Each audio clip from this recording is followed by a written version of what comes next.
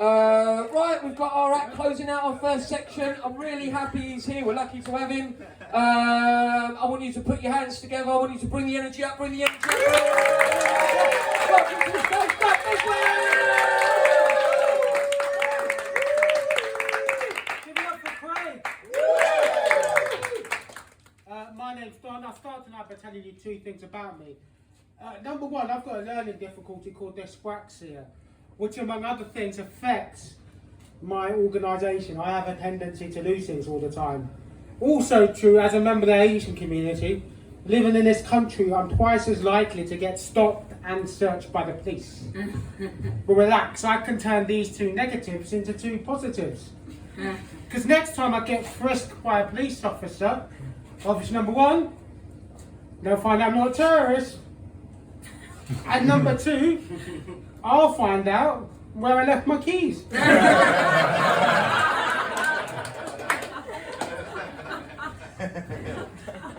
Everyone's talking about the pandemic. I was prepared than most because I live with my overbearing Indian mother. So I've been in lockdown for 39 fucking years.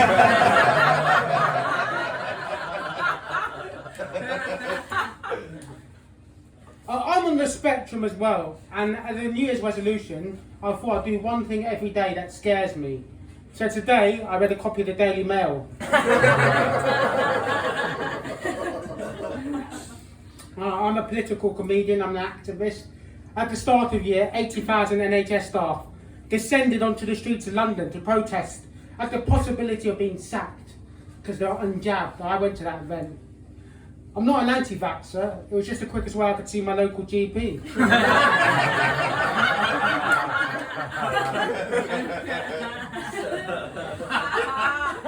Spoiler alert, I don't mean to brag, but when I wrote that joke on Facebook, it got 100 likes.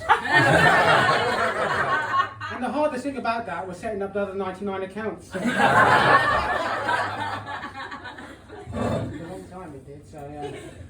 We live in fucked up times at the moment. I'm a bit of a conspiracy theorist. But people think that it just ends with Epstein and people like that. But all these celebrities are up to it. You know, we've got paedophiles in power, that's what I'm trying to say. Even in the comedy world, we had this guy called Louis C.K. who's still touring, but even though he was caught masturbating in front of other women without their consent. And I'd just like to say, that's something I would never do. Stealing other comics' material.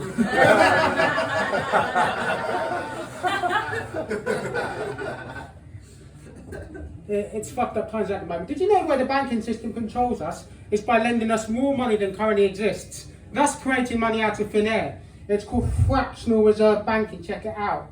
Now if we can't afford to pay that money back, which they charge us interest on, they repossess our items. Now, colleagues at work reckon this makes me some kind of crazy conspiracy nut. As whereas my boss thinks this makes me a shit NatWest customer service advisor. In 2013 I came out to my parents as a socialist. Same time I found out I had dyspraxia and I wanted to help to fight the small guy and I thought there was no one to represent me.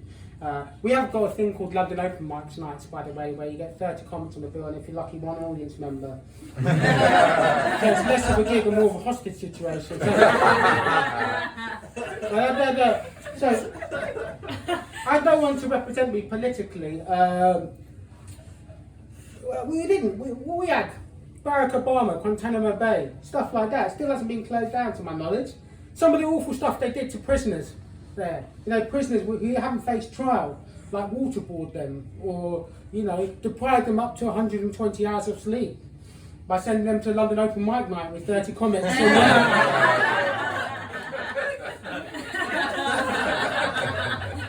But finally, in 2015, Jeremy Corbyn get into power and he was the leader of opposition. I thought finally we had someone who agreed with my politics. And lucky enough, 4 years later, I was asked to do gigs for Jeremy Corbyn's Labour Party during the general elections.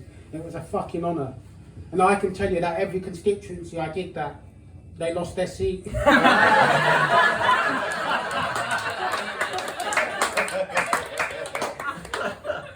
It wasn't Corbyn, it was me. The problem is, in this country, we've got Jeremy Corbyn got awash with that anti-Semitism scandal weaponised against him, and there's pockets of it, and we need to get rid of it. But I think a lot of people get mixed up with anti-Semitism and anti-Zionism. Zionism is the determination for the Jewish people to have their own homeland, Israel. And I agree with that, but not at the expense of expelling Palestinians. I don't believe in a religious nationalism, like my parents' homeland of India, where they had to flee their village because of religious reasons. Because everyone in that village was Sikh, and they were hairdressers.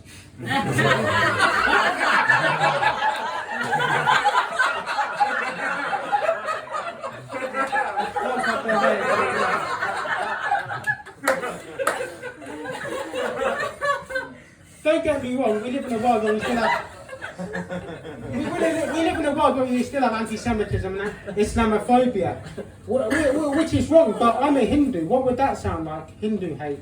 What would that sound like? Oh, these Hindus coming over here, staying in this country more than one lifetime.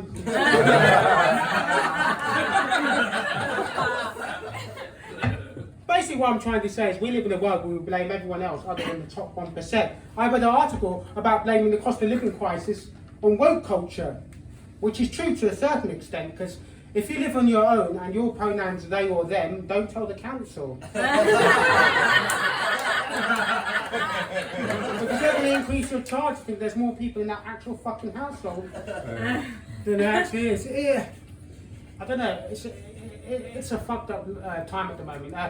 Where do I stand politically? I'm anti-austerity, it doesn't work. Did you know the latest bailout deal imposed onto Greece by the European Union means more austerity for the Greek people, even though in the past it's reduced our economy by 25%. But wasn't it Einstein who said the definition of insanity is doing the same thing again and again and expecting different results? Now no one's laughing, but wasn't it Einstein who said the definition of insanity is doing the same thing again and again? I forgot my next joke. Here we go, I do remember, I do apologise. Here we go, my next joke, here we go. Wasn't the definition of insanity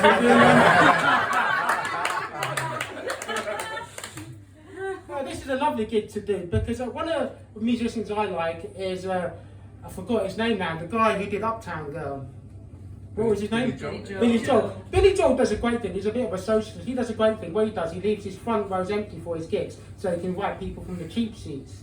And if I ever have a solo show, that's one thing I want to do one day, is to play to more than one row. I've been doing very much.